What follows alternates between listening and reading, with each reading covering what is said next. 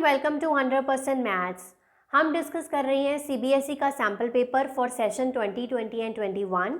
हमने last video में 3 marks की क्वेश्चंस को स्टार्ट किया था और वहाँ पर 4 to 5 क्वेश्चंस हमने डिस्कस किए थे।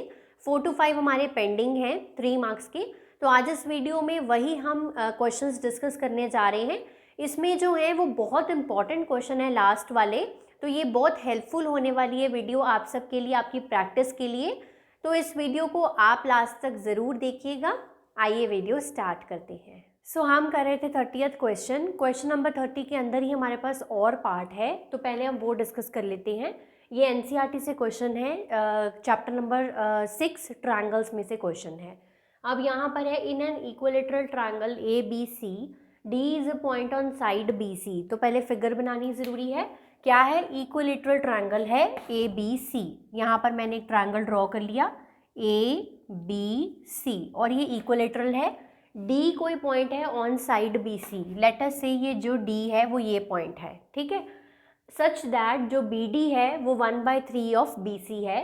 Prove that 9AD square is equal to 7AB square. तो पहले हम लिख लेते हैं कि हमें गिवन क्या है, हमें कंस्ट्रक्शन क्या करनी है और हमें प्रूफ क्या करना है।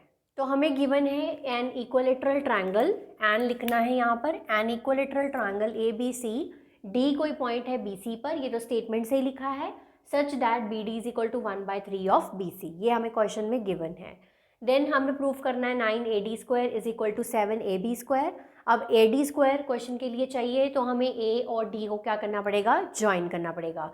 तो मैंने कंस्ट्रक्शन में सबसे पहले AD को ज्वाइन किया है, फिर क्या किया है, एक परपेंडिकुलर ड्रॉ किया है AE परपेंडिकुलर टू BC। क्योंकि मुझे परपेंडिकुलर अगर मैं ड्रॉ नहीं करूँगी तो फिर पाइथागोरस थ्योरम कहाँ अप्लाई होगी, इसीलिए जो परपेंडिकुलर ड्रॉ करना ज़रूरी है। तो AE परपेंडिकुलर ड्रॉ किया है BC के, ये खुद से कंस्ट्रक्शन की है, ठीक है।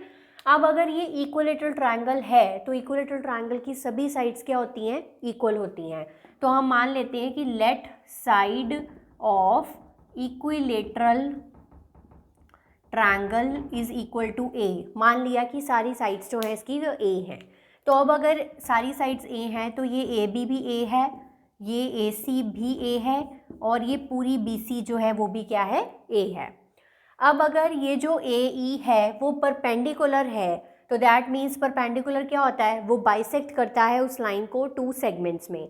यानी कि जो अगर बी सी जो है वो ए है, सो देयरफॉर बी ई जो ई सी है वो A/2 हो जाएगी, हाफ हो जाएगी। यानी कि इतनी जो है वो A/2 हो गई, ठीक है, ये A/2 हो गई, राइट। अब हमें एक और चीज़ गिवन है, B D is equal to 1/3 of B C. यही गिवन है हमें, B D is equal to 1/3 of B C. अब बी सी कितनी है? बी सी है A, ये है, तो बी डी कितनी हो गई? A/3 हो गई। बी सी की क्या है वैल्यू? A है, /3 हो गया। यानी कि ये वाला जो पोर्शन है इतना सा, ये वाला कितना हो गया? A/3 हो गया, ठीक है।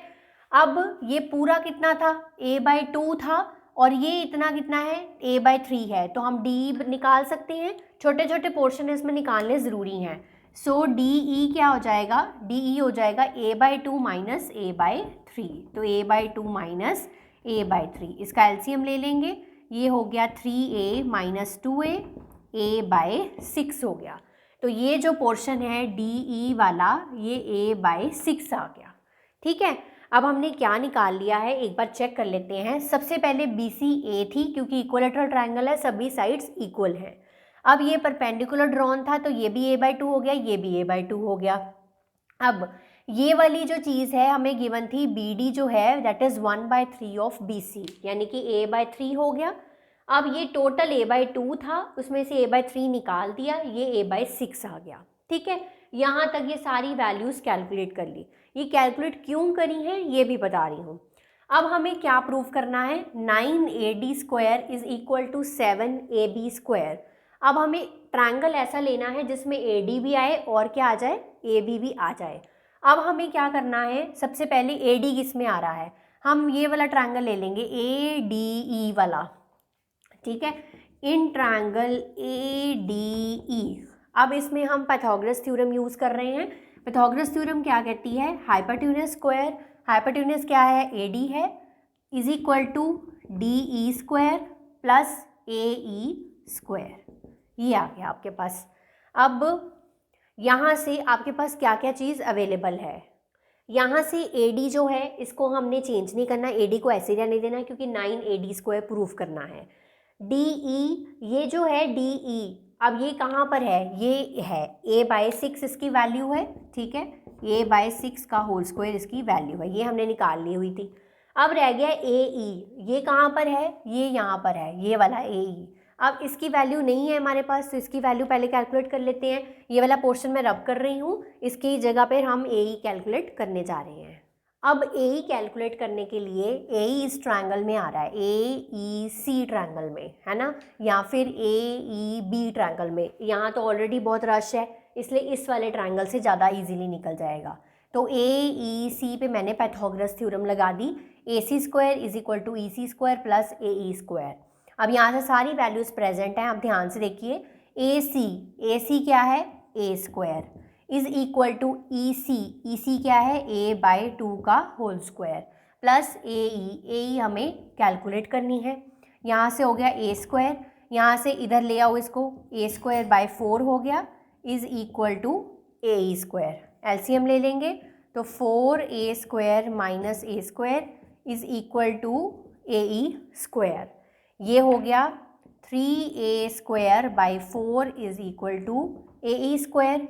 किसकी वैल्यू चाहिए, AE स्क्वायर की वैल्यू चाहिए, ये मिल गई यहाँ पर, ये पुट डाउन कर दो यहाँ पर 3A स्क्वायर/ 4, ठीक है।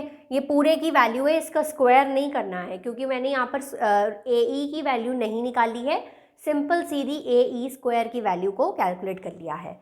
यहाँ से क्या हो गया, इसका स्क्वायर करेंगे, A square/ 36 plus 3A square/ 4। इसका एलसीएम ले लेंगे, एलसीएम क्या आएगा, 36 एलसीएम आ जाएगा।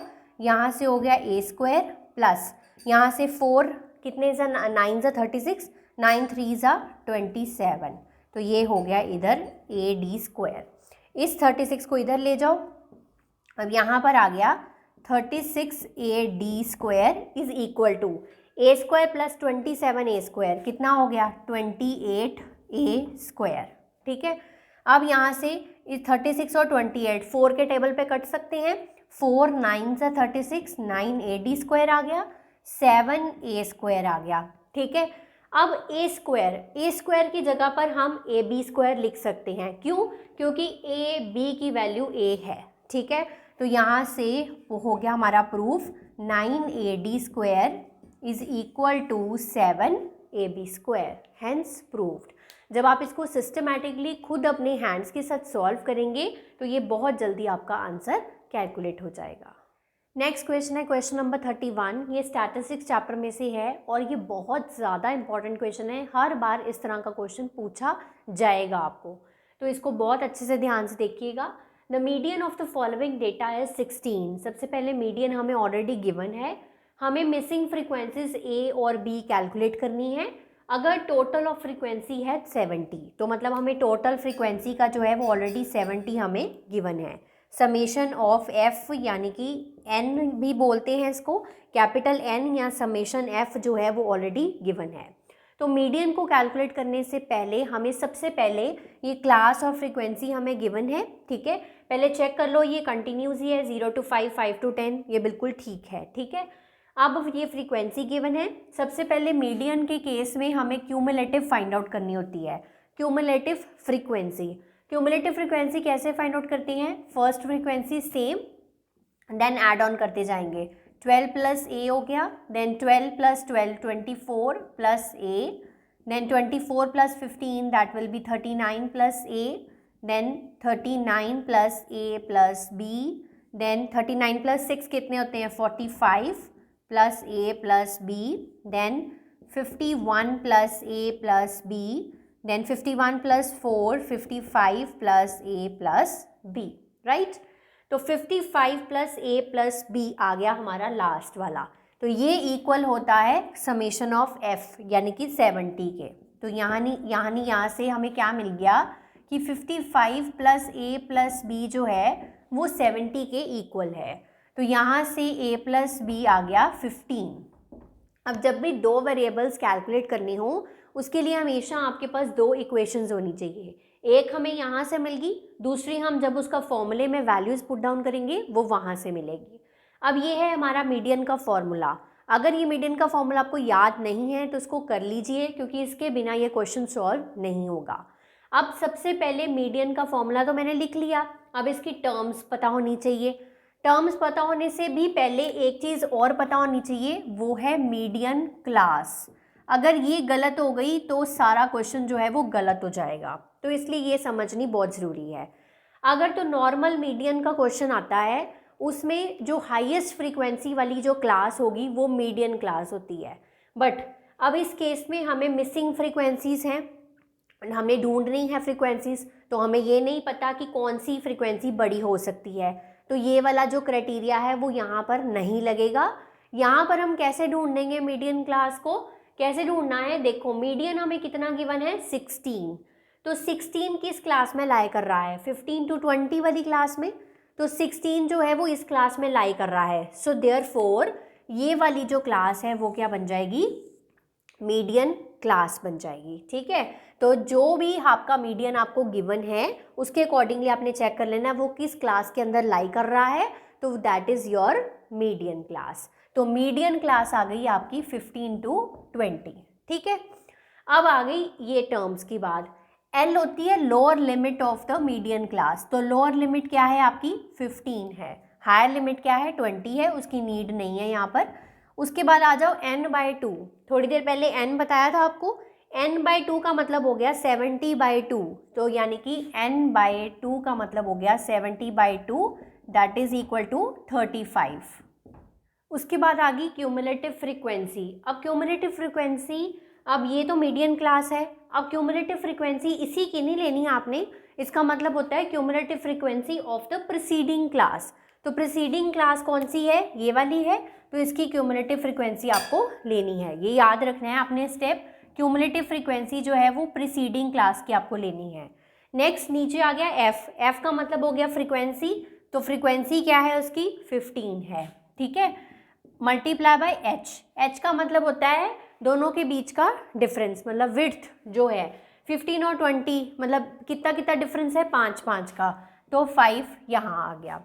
मीडियन आपको ऑलरेडी गिवन था, वो कितना था 16 था, तो ये सारी वैल्यूज़ पुट डाउन करने के बाद कैलकुलेशन करनी है, सिंपल 5 1 सा 5 3 सा, ऐसे नहीं कभी भी करना 15 और 15 को कैंसिल कर दिया, ये गलत हो जाएगा क्योंकि इसमें प्लस का साइन है, तो इसको ऐसे नहीं कैंसिल करना, इधर आप कर सकते हो क्योंकि मल्टीप्लिकेशन का साइन है, राइट। इस 15 को इधर ले आते हैं, 16 माइनस 15 हो गया, इधर क्या बचा 35 minus 24 minus a divided by 3। ठीक है, यहाँ पर ये बच गया क्योंकि मैंने ब्रैकेट खोल दी, अंदर माइनस हो गया। अब 16 माइनस 15 1 रह गया सिर्फ। ठीक है, इसको इधर क्रॉस मल्टीप्लाई भी सीधे ही कर लो, 1 मल्टीप्लाई बाई 3 हो गया। 35 minus 24 that will be equals to 11 minus a, यहाँ पर हो गया 3, इधर 11 को इधर ले आए, minus a, minus 8 is equal to minus a, तो a की वैल्यू आ गई 8 आ गई, तो a की वैल्यू क्या है 8 है। ठीक है, अब a की वैल्यू क्या है 8 है, हमें किसकी वैल्यू फाइंड आउट करनी है b की, तो वो कौन से करेंगे, इससे करेंगे, तो a प्लस b जो है वो 15 है, a की वैल्यू 8 है, तो b की वैल्यू आ गई 7, तो b की वैल्यू आ गई 7, a की वैल्यू 8, b की वैल्यू 7। तो आप देखो जो आपने मीडियन क्लास चूज़ की थी 15 हाईएस्ट फ्रीक्वेंसी वाली है, बट पहले हम इस तरह से जज नहीं कर सकते, इसलिए बेटर है कि मीडियन के हिसाब से हम जज करें कि मीडियन क्लास कौन सी है। नेक्स्ट क्वेश्चन है क्वेश्चन नंबर 32, ये है हमारा हाइट्स एंड डिस्टेंसेस में से क्वेश्चन, ट्रिग्नोमेट्री का लॉजिक लगेगा इसमें सारा। If angles of elevation of top of the candle, अब यहाँ पर देखो एक कैंडल है, तो ये मान लेते हैं हम कैंडल है, A B is a candle. ठीक है, अब यहाँ से angle of elevation of top of candle, तो टॉप ऑफ कैंडल आपका कहाँ है, यहाँ पर है top of candle, from 2 coins distant A and B, centimetre A greater than B, तो यहाँ पर 2 कॉइन्स हैं कोई, ये देखो ये 1 और 2, तो एक है डिस्टेंस A पर, ये है, और एक है डिस्टेंस B पर। ठीक है, ये 2 कॉइन्स हैं, मान लेते हैं ये C और D दो कॉइन्स हैं, एक है डिस्टेंस A पर और एक है डिस्टेंस B पर, और गिवन है A जो है वो बड़ा है B से। From its base and in the same straight line from it are 30 and 60 respectively. कौन से हैं? एंगल ऑफ एलिवेशन है। तो यहाँ से पहले आप इस फिगर को पहले ज्वाइन कर लो। तो एंगल ऑफ एलिवेशन क्या क्या बना रहा है? 30 डिग्री एंड 60 डिग्री। पहले इस कॉइन से है फिर इस कॉइन से है, तो 30 एंड 60 रिस्पेक्टिवली। ये बन गई आपकी फिगर। हमें फाइंड आउट करना है हाइट ऑफ कैंडल, ये हमें फाइंड आउट करनी है, एच फाइंड आउट करनी है। सब कुछ गिवन है इस क्वेश्चन के लिए, सिर्फ अप्लाई करनी है ट्रिग्नोमेट्रिकल लॉजिक। अब सबसे पहले मैं ट्रायंगल ले रही हूँ ABC, ठीक है। इन ट्रायंगल ABC, अब ये है परपेंडिकुलर और ये है बेस और ये एंगल है 60 डिग्री। तो परपेंडिकुलर और बेस के बीच में रिलेशन कौन सा होता है? टैन का। तो tan 60 degree is equal to perpendicular upon base, यानी कि h अपॉन b। टैन 60 की वैल्यू कितनी होती है? √3 होती है। h अपॉन b आ गया, इसका आ गया h की वैल्यू आ गई b√3 आ गई, ठीक है। अब बड़ा वाला ट्रायंगल ले लो। इन ट्रायंगल ABD, कभी भी आपने इस तरह से नहीं लेना, ACD नहीं ले सकते आप। हमेशा अप्लाई जो पाइथागोरस थ्योरम होती है या फिर आपकी जो ट्रिग्नोमेट्रिकल लॉजिक होता है वो सारे के सारे राइट एंगल ट्रायंगल में अप्लाई होते हैं। तो पहले लिया था ABC, फिर लेंगे ABD, ठीक है। अब यहाँ से एंगल क्या है? 30 डिग्री है, टैन 30 हो गया। परपेंडिकुलर क्या है? H है, और बेस क्या है? A है, ठीक है। टैन 30 की वैल्यू 1/√3 होती है, h अपॉन A हो गया। तो ये A ऊपर चला गया, A अपॉन √3, तो h की वैल्यू आ गई A अपॉन √3। अब हमें h की वैल्यू को ही तो कैलकुलेट करना है, तो हम इसे इक्वेट नहीं करेंगे, हम इसे क्या करेंगे? मल्टीप्लाई करेंगे। तो multiply equation number 1 with equation number 2। ये होगी इक्वेशन नंबर 1, ये होगी इक्वेशन नंबर 2। क्योंकि हम h को रिमूव नहीं कर सकते, क्योंकि हाइट ऑफ कैंडल ही तो कैलकुलेट करनी है। तो लेफ्ट साइड को मल्टीप्लाई कर लो, h multiply by h is equal to, ये राइट साइड मल्टीप्लाई कर दी, लेफ्ट साइड मल्टीप्लाई करो, b√3 multiply by a by √3, √3 cancel, h into h का square is equal to AB। तो h की वैल्यू आ गई √AB। So height of candle is √AB। तो ये इस क्वेश्चन का रिक्वायर्ड आंसर है। नेक्स्ट क्वेश्चन है क्वेश्चन नंबर 33। ये 3 मार्क्स के क्वेश्चंस का लास्ट क्वेश्चन है। ये भी चैप्टर नंबर 14 स्टैटिस्टिक्स में से है, मोड के रिलेटेड है। अब यहाँ पर भी मोड गिवन है 67, हमें मिसिंग फ्रीक्वेंसी x को फाइंड आउट करना है। अब वहाँ पे मीडियन के क्वेश्चन में हमने क्या किया था? क्यूमुलेटिव फाइंड आउट की थी। मोड के केस में क्यूमुलेटिव नहीं फाइंड आउट करनी होती, पर मॉडल क्लास जरूर ढूंढनी होती है मीडियन क्लास की तरह। अब मीडियन क्लास कैसे ढूंढी थी? मीडियन जो गिवन था उससे ढूंढी थी, ऐसे मॉडल क्लास ढूंढनी है। मोड कितना गिवन है? 67। तो 67 कौन सी क्लास में लाई कर रहा है? 60 to 70 में लाई कर रहा है। तो देयरफॉर ये जो है this is our model class. अगर ये गलत हो जाएगी मीडियन या मॉडल क्लास, तो सारा का सारा क्वेश्चन गलत हो जाएगा। तो be careful while choosing median class as well as modal class, right. अब यहाँ से मीडियन मोड हमें कितना गिवन है? 67 गिवन है। एल का मतलब होता है lower limit of the model class. Lower limit क्या है? 60 है, वो हमने पुट डाउन कर दिया। F1, F0 और F2 तीन चीज़ें दिखाई दे रही हैं। ये जो होता है वो F1 होती है, उसकी जो प्रीवियस वाली फ्रीक्वेंसी है वो F0, और ये वाली जो फ्रीक्वेंसी है वो F2। ऐसे सीक्वेंस बनती है। जो मॉडल क्लास होती है उसकी फ्रीक्वेंसी F1 होती है, उससे प्रीवियस वाले की F0 और जो आगे वाले की F2 होती है। इस तरह से होता है। अब वैल्यूज पुट डाउन करेंगे। F1 की value 15 minus x divided by 2 into F1 मतलब 30 हो गया, माइनस F0 x हो गया, F2 मतलब 12 हो गया, मल्टीप्लाई बाय h क्या होती है? विड्थ। विड्थ कितनी है? 10 का डिफरेंस है, तो 10 हो गया, ठीक है। अब बस कैलकुलेशन करनी है। 67 में से 60 माइनस कर दो, इधर ले आओ इसको। अब यहाँ पर आ गया 15 minus x, 30 minus x minus 12, ठीक है। अब इसके बाद मल्टीप्लाई बाय 10, 67 माइनस 60 कितना हो गया 7। इस 10 को इधर ले आओ, ये 10 इधर आ गया, यहाँ पर हो गया 15 minus x divided by 30 minus 12 हो गया 18 माइनस एक्स हो गया। अब क्रॉस मल्टीप्लाई करेंगे, क्रॉस मल्टीप्लाई करने के बाद 7 into 18 minus x then 10 into 15 minus x, यही हो गया हमारे पास। अब 7 इंटू 18 126 माइनस 7x, इधर हो गया 150 माइनस 10x। x को एक साइड पे कर लो, ये x मैं इधर लेकर आ रही हूँ 10x वाला, 126 को उधर लेके जा रही हूँ, ये हो गया हमारा 3x हो गया, और यहाँ पर कितना बचा 24। तो x की वैल्यू क्या आ गई 8 आ गई। तो इस तरह से आपको इस क्वेश्चन को कैलकुलेट करना था। सो आज की वीडियो के लिए इतना ही। अब हमारे सिर्फ 5 मार्क्स के क्वेश्चन रह गए हैं जो कि बहुत इंपॉर्टेंट होते हैं। तो नेक्स्ट वीडियो में आपके साथ वही डिस्कस करने वाली हूँ। कोई भी वीडियो मिस ना करने के लिए आप हमारे चैनल को सब्सक्राइब ज़रूर कर लें और बेल आइकन को भी प्रेस कर लें, ताकि जो वीडियो की नोटिफिकेशन होती है वो सबसे पहले आप तक पहुँचती रहे। तब तक आप इसको प्रैक्टिस करिए, रिवाइज करिए। Have a nice day.